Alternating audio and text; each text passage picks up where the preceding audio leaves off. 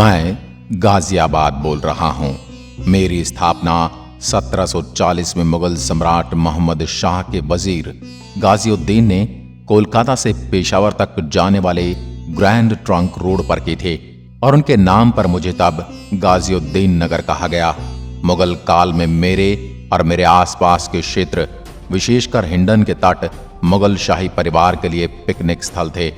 1763 में भरतपुर के राजा सूरजमल की मृत्यु रोहेलों के हाथों मेरी ही धरती पर हुई थी।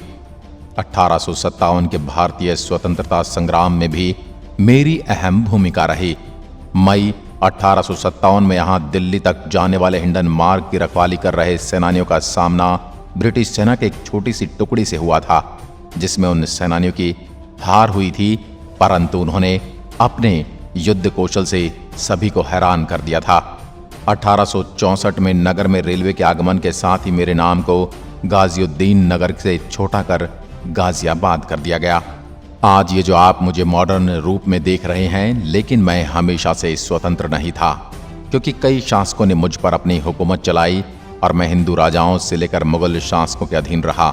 समुद्रगुप्त, मोहम्मद बिन तुगलक, तैमूर मुगलक और मराठा जैसे शासकों ने मुझ पर बरसों राज किया। तब मेरा नाम गाजियाबाद नहीं था। इसी शहर में मुगल सम्राट द्वारा बनाई गई सराय बहुत मशहूर हैं, जिसमें 120 कमरे बने हैं। इस ढांचे का आकार एक आर्क के रूप में बना हुआ है। मेरी जमीन पर 7 युद्ध हुए हैं, जिसमें चौथी शताब्दी में कोट युद्ध लोनी में और लाजपुर में भारतीय योद्धाओं और तैमूर के बीच लड़ा गया था। इसके बाद मराठा मुगल युद्ध भरतपुर के शासक सूरजमल और नजीब के बीच हिंडन नदी के तट पर, और 1803 में सर जनरल लेक और शाही मराठा सेना के बीच युद्ध यहीं पर लड़ा गया था। लेकिन सबसे महत्वपूर्ण युद्ध हिंडन नदी के किनारे 30-31 मई 1857 को अंग्रेजों के साथ लड़ा गया था। यह आज़ादी का पहला युद्ध और इसने मुझे सबसे ज्यादा गौरवान्वित किया था।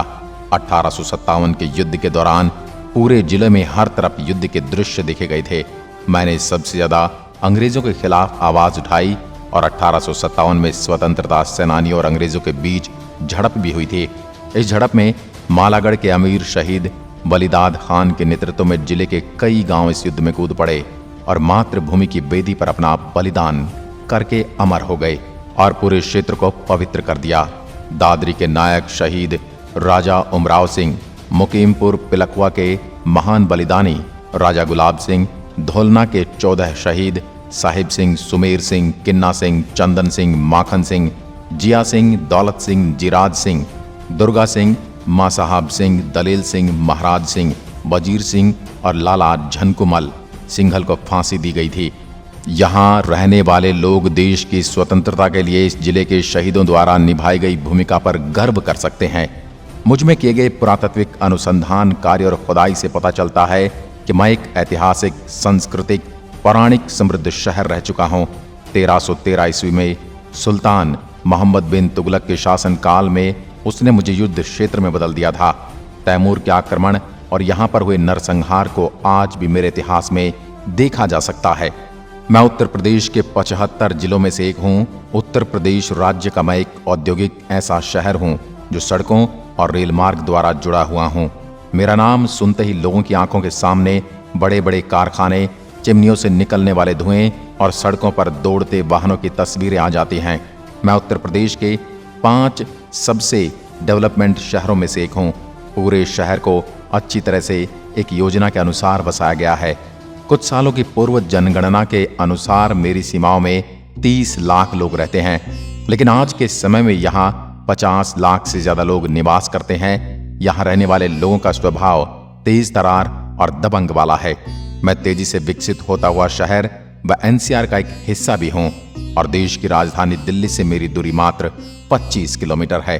आज के समय में मैं जितना समृद्ध और आधुनिक दिखाई देता हूँ, उतना ही क्रूर, दर्दनाक और बर्बरता से भरा मेरा इतिहास रहा है। महाभारत काल में मुझे इंद्रप्रस्थ नगरी का हिस्सा कहा गया था और मुझ पर कई शासकों ने शासन किया, जिसमें कई महान हिंदू राजाओं से लेकर क्रूर मुगल शासक शामिल हैं।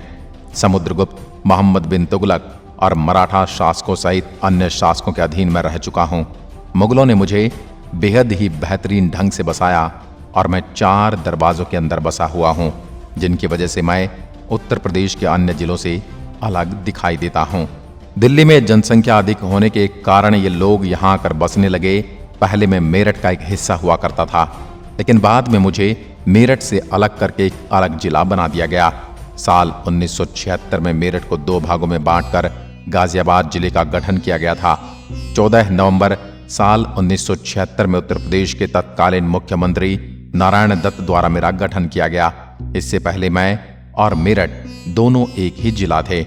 मैं गंगा और यमुना जैसी पवित्र नदियों के हिस्से में बसा हुआ हूँ। 1940 में यहाँ पहली आधुनिक इंडस्ट्री की स्थापना हुई थी और आज़ादी के बाद यहाँ इंडस्ट्री की संख्या बढ़ती चली गई। इस तरह कभी मैं युद्ध तो कभी जमीन के तौर पर अहम स्थान रहा हूँ, जिसने कई सारी सत्ताओं को बनते और बिगड़ते देखा है। आज़ादी से पहले यहाँ इंडस्ट्री की नींव पड़ चुकी थी और तब से लेकर आज तक मेरा लगातार विस्तार हो रहा है। ये थी मेरी कहानी, यानी गाजियाबाद की कहानी और उससे जुड़ी कुछ जानकारी। यदि आप मेरे बारे में इससे अधिक जानना चाहते हैं तो एक बार आपको गाजियाबाद आना होगा। मैं गाजियाबाद आपको आने का निमंत्रण देता हूं। आज की वीडियो में बस इतना ही। धन्यवाद। जय हिंद, जय भारत।